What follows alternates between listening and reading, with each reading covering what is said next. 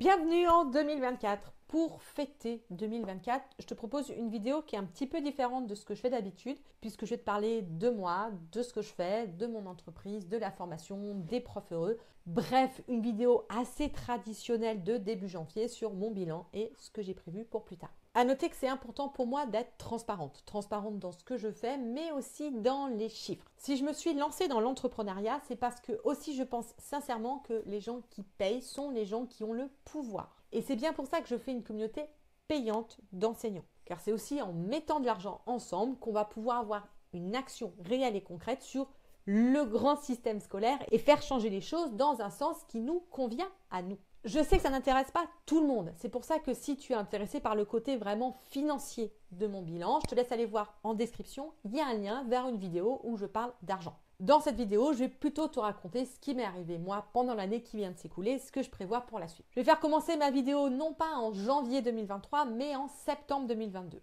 Pourquoi? Parce que septembre 2022, c'est le grand saut pour moi. Je me mets en disponibilité de l'éducation nationale pour aider plus d'enseignants et le plus d'enseignants possible à s'épanouir dans sa classe. Ça veut dire que je lâche le filet de sécurité du salaire. Je me lance vraiment dans l'entrepreneuriat pour pouvoir mettre toute mon énergie, mon temps à aider les enseignants. Et si je fais ça, c'est vraiment pour pouvoir mettre tout mon temps et mon énergie sur ce qui m'importe vraiment, c'est-à-dire changer l'école en aidant les enseignants à s'y épanouir. Parce que c'est vraiment ça qui m'a fait me lancer. Cette idée de dire, c'est important pour moi que l'école soit un endroit épanouissant pour tous les élèves, pour tous nos enfants, pour la génération de demain. Et que ça, ce n'est pas possible si les adultes qui s'occupent des enfants ne sont pas épanouis. Et je sais qu'il est possible de s'épanouir dans l'éducation nationale, puisque je l'ai fait. J'avais déjà formé des enseignants, mais je voulais vraiment aider le plus d'enseignants possible à atteindre cet état-là. Donc je me lance, allons-y, en septembre 2022. Alors, je n'étais pas nouvelle dans l'entrepreneuriat puisque j'avais déjà eu pas mal de side business et je savais notamment que quand on se lance dans l'entrepreneuriat, on a le choix entre trois modèles. Le premier modèle, c'est ce que j'appelle le freelance, c'est-à-dire tu échanges ton temps contre de l'argent. C'est ce que je faisais par exemple en tant que formatrice, prestataire de formation ou en tant qu'ingénieur pédagogique. Je facturais à l'heure et donc j'échangeais mon temps contre de l'argent. Le deuxième modèle, c'est le modèle du solopreneur où là, c'est plus ton temps que tu échanges, mais tu crées quelque chose, ce qu'on appelle un produit dans l'entrepreneuriat, mais tu crées quelque chose et tu le vends à d'autres personnes. Et dans ce modèle-là, tu vas diminuer au maximum les charges en étant tout seul ou quasiment tout seul. C'est le terme solopreneur. Et donc, ça te permet de garder la main sur absolument tout, d'avoir le contrôle sur tout, d'avoir très très peu de charges et d'être rentable très rapidement. La troisième façon de se lancer dans l'entrepreneuriat, c'est d'avoir une attitude chef d'entreprise. L'idée, c'est de créer un système qui va fonctionner à terme sans toi. Donc, toi, tu es là pour impulser, mais après, l'idée, c'est de créer quelque chose qui s'auto-entretienne. Et dès le début, j'ai fait ce choix-là de partir en tant que chef d'entreprise et de créer vraiment une entreprise au sens où on l'entend. La première, c'est que ça permet d'avoir plus d'impact parce que quand on est tout seul, qu'on soit en échange nos temps contre de l'argent ou qu'on soit en train de créer des choses, notre temps est limité. Donc on ne peut pas toucher beaucoup de personnes. Et donc moi, comme je veux toucher un maximum d'enseignants, il me faut un modèle où je puisse avoir beaucoup d'impact. Donc par définition, je ne vais pas pouvoir être toute seule. Mais aussi pour une question de pérennisation. C'était important pour moi dès le début de ne pas être la super prof dont on parle dans les réseaux. Ce que je veux au contraire, c'est être la prof normale qui met en avant des profs normaux qui ont mis en place un système d'enseignement et qui sont épanouis grâce à ça. Et ce n'est pas moi qui permet le changement, mais c'est vraiment le système que crée l'entreprise qui permet le changement. Et c'est ça qui permet la pérennisation, c'est ça qui permet le changement sur le long terme, sur la grande échelle. Donc dès le début, je savais que je voulais partir sur ce modèle-là. Et donc dans ce modèle-là, on va chercher à grossir et à grossir le plus vite possible, ce qui veut dire que dès le début, une grosse partie de tout ce que j'ai gagné a été réinvestie dans l'entreprise. Donc me voilà en septembre 2022 avec cette idée de je veux lancer une entreprise qui grossit vite pour pouvoir avoir un gros impact.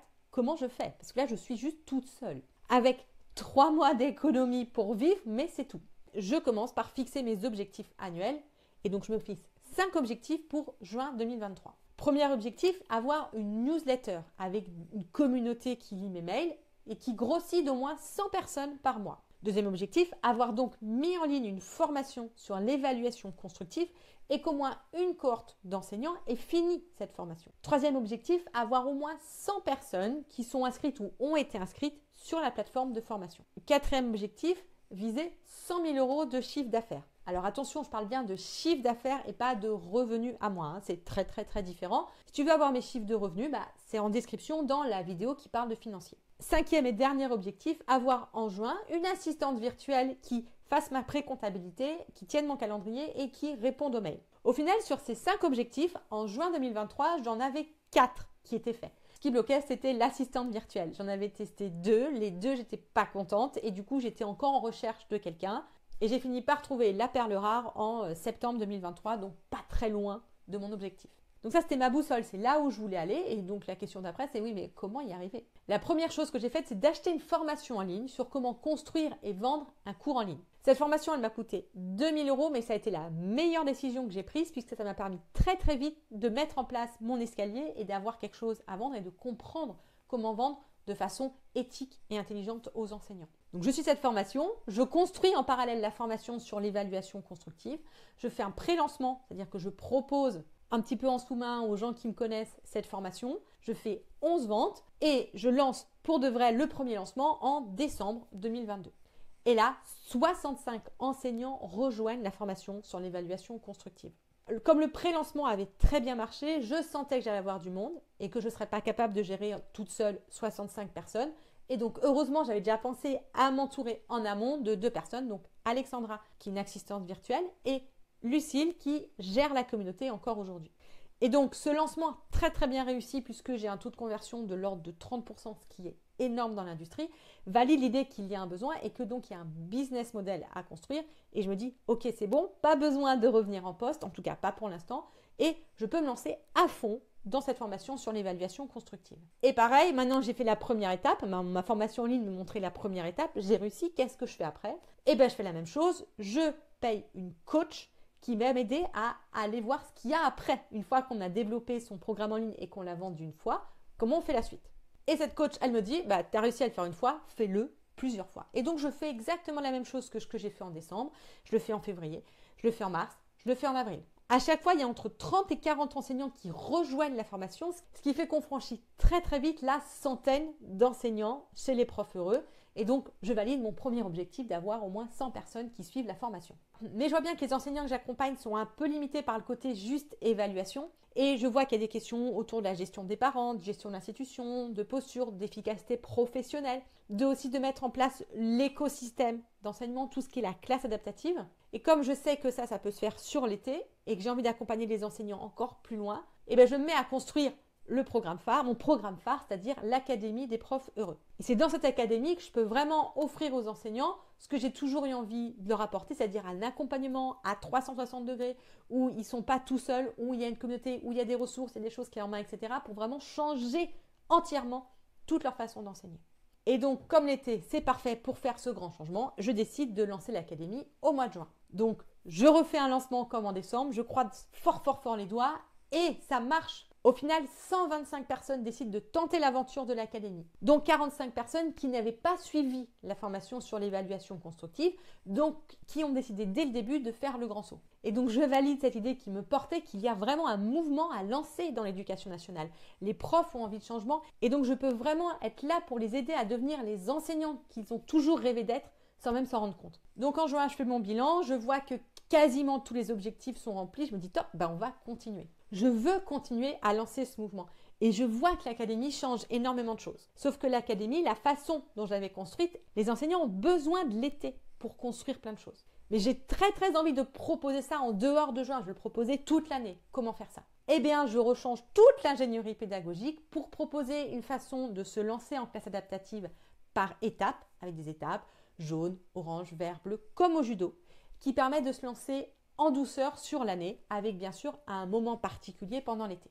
Et quand j'arrive à faire ça, chouette, je me dis c'est top, je vais pouvoir continuer à proposer l'académie en dehors de juin. Et donc je la propose en octobre, je la propose en décembre. Au final, 50 personnes de plus rejoignent l'académie des profs heureux. Et donc là, en janvier 2024, qu'est-ce que j'ai vu? J'ai vu que les gens qui ont suivi les étapes en douceur, je vois qu'il y a un changement dès le début. Et ça valide cette idée que oui, c'est possible de se lancer en douceur avec dès le début un vrai changement de posture qui permet déjà de te sentir mieux et de voir que c'est possible d'y arriver.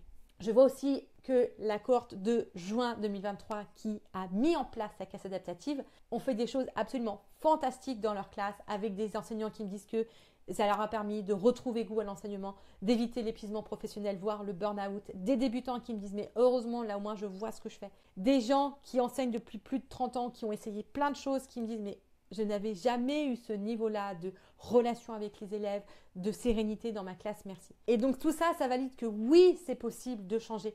Et oui, on peut le faire en cours d'année. Et donc c'est fort de toutes ces convictions que j'arrive là au mois de janvier avec, ok, maintenant que je sais que tout ça est possible, qu'est-ce qu'on va faire à partir de maintenant? Tout ce que je vais faire, ça se résume par cette phrase que j'ai dit au début. Mon but, c'est d'aider toujours et encore plus d'enseignants, car je veux faire de l'école un endroit où tout le monde s'épanouit et que les élèves, donc nos enfants, les gens qui vont avoir le monde de demain à gérer, ne pourront commencer leur vie que dans un endroit où ils se sentent bien, dans une école où ils se sentent épanouis, que si les adultes qui s'occupent d'eux sont eux-mêmes épanouis. Les élèves méritent des profs reposés et bienveillants. Et ça veut dire changer la dynamique, pas forcément dans l'éducation nationale, mais au moins dans chaque établissement.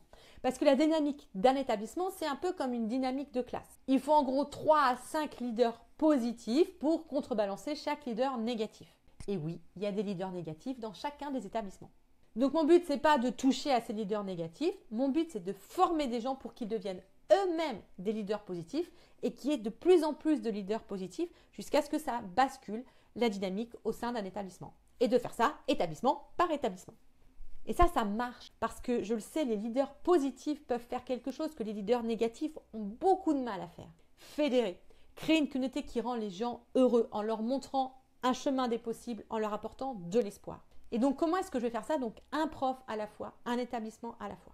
Première chose que je vais faire, c'est continuer à proposer l'académie, encore et toujours à plus d'enseignants, dans une version encore améliorée, avec encore plus d'outils clés en main, encore plus d'accompagnement, notamment avec un accompagnement d'1 an pour avoir le temps d'aider les enseignants à prendre en main les outils de façon approfondie, avec une proposition différente en juin, puisqu'il y a cette opportunité de l'été qui se pose en juin. Et sûrement la première itération d'un écosystème prof heureux, avec les outils didactiques qu'on a développés dans la communauté. Je pense par exemple à Super Girafe, qui est un outil didactique pour analyser un sujet de français. Je te promets. Une deuxième chose qui est importante pour moi, c'est de ne pas perdre le lien avec le terrain. Parce que je le sais en tant que formatrice, quand on n'est plus en classe, on se décale assez vite des considérations réelles des enseignants.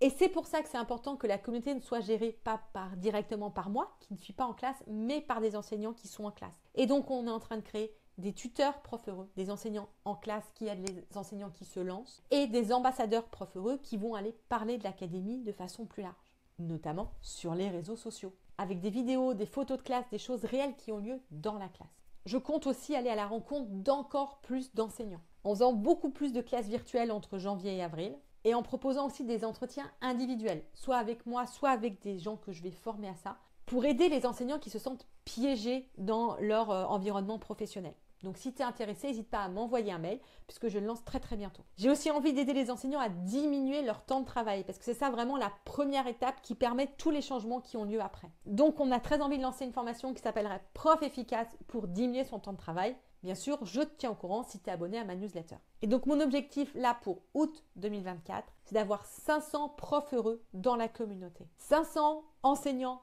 prêts à changer l'école, un prof à la fois. On est déjà 200 dans la communauté et on sent que le changement est réel et que les choses changent petit à petit. Et c'est vraiment ça qui est beau chez les profs heureux. C'est qu'on vient pour se sentir mieux dans sa classe, mieux avec les élèves.